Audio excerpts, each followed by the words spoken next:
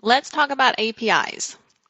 So an API just allows us to access a software application. So in and of itself, it's a very generic term, although in this course, we're talking very specifically about HTML5 APIs. So we're going to go over each of the ones that are covered in the course material. And all of these APIs use our trifecta, our three languages, and each has a different role. So the first thing that we're going to do is create page elements. That's done using our HTML5. Then we're going to access the DOM. That's done through JavaScript. And then any formatting that we're going to do, that will be done through CSS. So the best place to start really is to understand what is the DOM, the Document Object Model. So document, we want to think this web page that we're looking at, or any web page that you're looking at.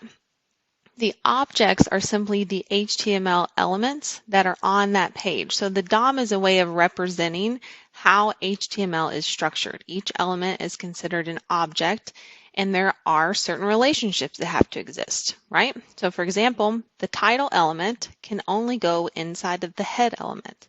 That's where it's allowed. So if we want to access it, we first go to the document, then we go to the HTML, the root element, then the head element, and then finally within there we'll find the title element. So sometimes it's helpful to kind of view that in more of a flow chart where the document, again, is the web page. Everything goes inside this root element, and then the only two top level elements allowed are the head element, which is where our invisible stuff goes, things we don't see on the page, and the body element, where everything we see goes. So within the head, we have the title element, and then that title element, this specific one, has the text, my title, for its value. So understanding how HTML is structured and created with these objects, JavaScript then is allowed to use the DOM to access specific elements. So if we look at an example down here, where we're going to go to the document, and then we're going to get the elements by the tag name. So go look for elements who have tag name H1, right? So here's my H1 element. There's only one, but there could be many, right? I could have 5 different H1 elements. So this 0 just specifies and says it gets the first one. That's it. We could get that same element by using a slightly different JavaScript method, get the element by an ID. Now an ID is unique. There would only be one of those on the page, so I could just use the name of that ID, and what it's looking for is something that says ID equals my selection, which we've got right here. So 2 different ways that JavaScript could access this same H1 element. All right, let's look at an example. So we're going to use the DOM, and we're going to change the web page that we're looking at right now. So here's our code. First we have HTML and H4 element, which we see down here. Then we have a button, which we see down here. And this button has an event handler. So when we click on the button, we're going to call the JavaScript function named change text. So then we have to go find that function to see what's going to happen. So here's our function. And when we call it, we're going to go through the DOM, starting with the document, get elements by tag name H4. And again, the 0 means get the first one. So after we get that first element, we're accessing its inner HTML value, which is just what's inside of the HTML element itself. So this is the element, the opening tag and the closing tag. This is its inner value, its inner HTML value. It's what's within that element. So that's what we're accessing with this whole line of code. And then what are we going to do with it? Got an equal sign, so that means we're going to assign something to it. Right? So we're going to assign to it a string value. So we're going to go get this text. This is a heading level 4, and we're going to change it because we're going to assign it a new value.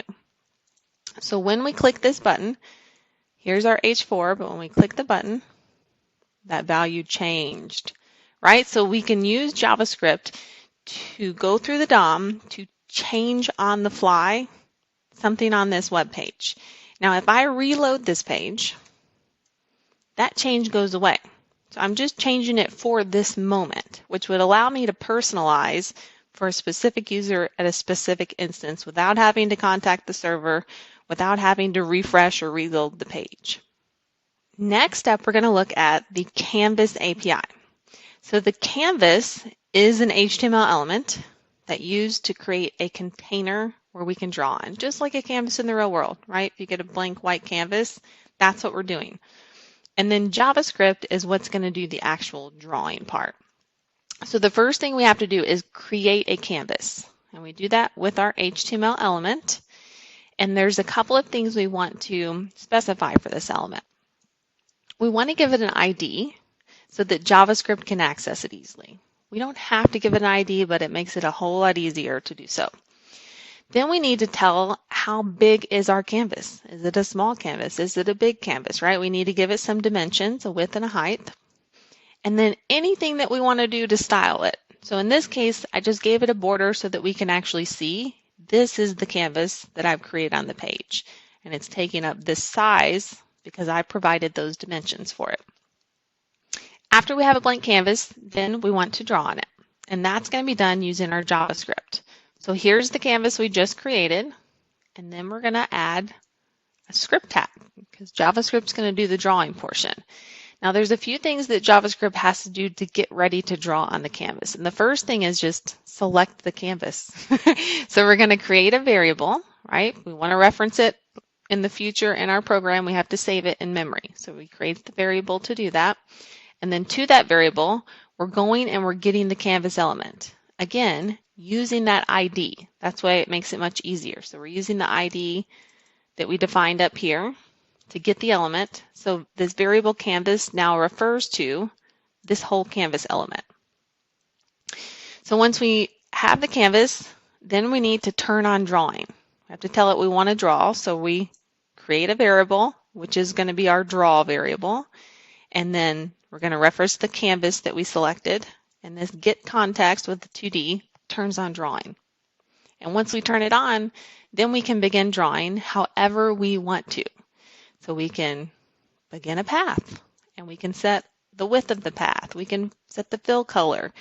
In this case, I'm drawing a curved line, so we've got a circle down here. So I use the arc to draw the circle, and then I use the fill to fill it in using the color that I defined up here.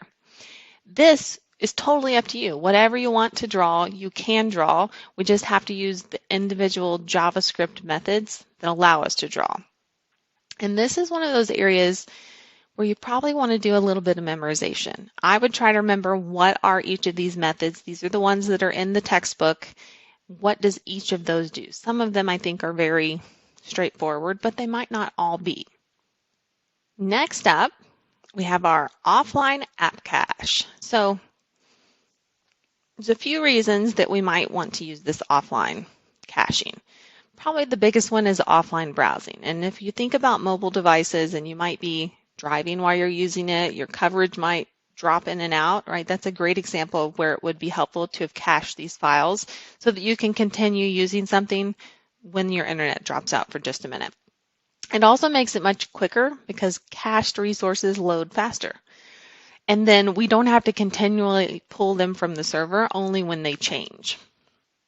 So to create the cache, the first thing we want to do is prep our HTML file. We have to tell the HTML page that you're going to have to do some caching. And to do that, we define the manifest. So within the HTML element itself, right, that root element, we're going to set the manifest equal to whatever it is. So in this case, it's a manifest file named demo. Right, so this would be the name, and then we're going to set the app cache. So once we've prepared the HTML, it knows to go and look for that manifest file. Then we have to create the manifest file, which is just a simple text file. That's it. And we're going to list out the individual files that we want to be cached. So this very first line, it is required. So we're defining in a basic text file, it's a cache manifest. We can have comments. We don't have to have comments, but if we do, this is how we do a comment.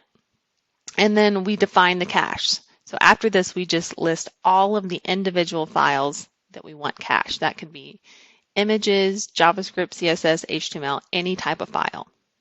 Next, we're going to look at geolocation, and this is how we can determine your location or monitor your location, right? So the first thing we'll have to do, obviously, is get your location, and then we could decide, do we want to continually monitor it? Do we want to look for updates? But first thing, we have to get it. So let's look at how we might do that using JavaScript. So we'll start out, and if we wanted to display, so this piece of code would get your location displayed on the page. So in order to do that, we have to create an HTML element where we would display it. So that's what this is doing. I'm assigning an ID so that we can access it more easily. Then within the JavaScript, we're going to go access that element. So we're going to get element by ID, display chords, which is what I named it, and save that to variable x. So now variable x refers to this element up here. Then we have this if statement, and it is just asking if geolocation is supported by the navigator object in this browser. That's it. Why would we want to do this if our browser doesn't support geolocation? We don't. So we're just going to ask the question first, do you support it? And if so, then we're going to proceed. We're going to go to the navigator object, get the geolocation, and then we're going to get the current position, and we're going to pass that position to a function named showPosition. So whatever your position is, I just got it, and I passed it off to a function. So I have to go find that function to see what's it going to do with my position. So the function is down here, and it's going to take in your position that we just passed it. And then we're going to use it and reference it as position. So the display piece here, we're going to change that inner HTML value like we did previously of x, right? So maybe like me, you've forgotten what x is, right? So let's go look and see what x is. Our variable x, oh yeah, it was that element. So we're going to go get this element, and then for that element, we're going to change the inner HTML value. And here's the new value. We have a few things we're going to join together. So first we're going to display string value, just latitude, and then we're using the API to actually get my specific latitude. So we're going to get the position we grabbed from it, pull out the coordinates, from the coordinates, pull out the latitude. And then we're going to do the same thing with the longitude.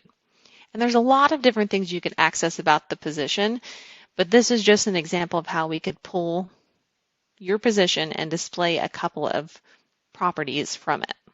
There are a few methods that they mention in the course. Again, this is a great place to do a little memorization, make sure we know what each one does. So in addition to get current position, which we just used, we also have watch position and clear the watch, so canceling that watch. Now let's look at drag and drop. So there's a few steps to get the drag and drop working, and we're going to walk through those and then look at an example at the end. So the first thing we have to do is we have to identify which individual HTML elements do we want to be draggable. Which ones do we want to allow to be dragged? And to do that, we use the draggable attribute. We set it to true. Now this specific image is allowed to be dragged. Then we have to listen for the dragging to happen. In other words, we want JavaScript to be aware dragging may happen. Pay attention, look for it. To do that, we set the onDragStart attribute, and then we run our drag event. And we'll look at that in a second. The third thing we want to do is prepare the drop zone. In other words, where are we going to put these things? So here we've got 3 images that we're going to look at. The first one is the one we just broke down. It's able to be dragged. This one's able to be dragged, but you'll notice the third one I've set draggable to false. So this third one I don't want it to be draggable. And then I'm creating a drop zone down here with my div. And I'm telling it, look out for things to be dropped, watch for that event, and then when it happens, go run this allow drop event. So these are referencing functions, and we've got to define those functions. So we want to allow drop. Well, we've got to define what is allow drop. We want to drag. We've got to define what is the drag function, right? Same thing with the drop function. Now this is very similar to the example they give in the text, and I wanted to look at one piece of this that could be a little bit confusing, and it's this prevent default method. So by default, not all HTML elements can be dragged or dropped. So this prevent default turns off that default functionality where they're not by default allowed to be dropped, and basically allows any element to be dropped. So let's look at this actually working. So here's my div where I'm going to drop it. This is where I define the droppable. And then here's my 3 images. And if you remember, the first 2 were droppable. The third one was not. So I can take this cute little guy and put him here, and this cute little boy and put him here. This one, I can't. I cannot drag it. And you might be thinking it's because he's in trouble, but it's not. It's because this is a good little girl. She made a mess, but she's still a good girl. But I can specify which ones I want to be dropped and which ones I don't. Now let's look at the File API. So this allows our browser to retrieve files from your machine and do different things with them. There's several different things that we could do with it. So we want to start first always with the HTML. We've got to get ready for this API to work. To do that, we're going to use an input element, and we want to set the type to a file type. That's it. So that creates this choose file, and this one, just by default, allows me to only choose one file at a time. Bear with me because you can't see my hands, but I'm going to hold down the shift button. I'm going to click on one of these, hold down the shift, and try to select a second one. And I can't. It only allows me to select one at a time. Now, if I want to be able to select multiple files, I just have to add this multiple attribute. And when I do that, now I can hold down that shift button on my keyboard and select multiple files at one time. So once we allow the user to select the files, then we want to do something with them. So by itself, this element allows me to choose it, but doesn't do anything with the file. That's where JavaScript comes with. What do we want to do with it? And we could choose to do a lot of different things with it. So we're just going to look at something very basic where we could retrieve some information about the file selected. So in our JavaScript, we're first going to create our variable because we want to access this thing multiple times. Then we're going to drill through the DOM to the document, get the element with the ID to file. And then within that element, choose all the files that were selected and look at the very first one. So we're just selecting the first file. And then we can select properties about it, information about it. So selected files, remember that's our variable name. That's the file we just chose. And then we can select its size. We can select its type. There's a lot of different details we could select. The text talks about these 3 interface types. They don't give in-depth examples. So that to me says we probably don't need to know exactly how each of these work. We need the big picture here. But the file list, the file reader, and the blob. Those are the 3 interface types often used to work with these files. So our last API is the History API. And this allows you, the developer, to control me, the user's browser history. So I've used document.write statement to display for us my history length. In other words, how many items are in my history. And you can see I've got 16 pages in my history. Do I need to clear my history? I don't know. Maybe I do. But this is one thing we can pull that value. There's also a lot of different history methods that allow us to modify the history. So we could send the user back or forward in their history. We can actually change what's in their history using some of these. This is, again, a great place to do a bit of memorization. Do we know what all of these API methods are doing? Hopefully we do. We probably do want to know those. Well, I hope this helped to walk through and break down each of the APIs. If you have any additional questions, please don't hesitate. Reach out to your instructor. We would love to work with you one-on-one.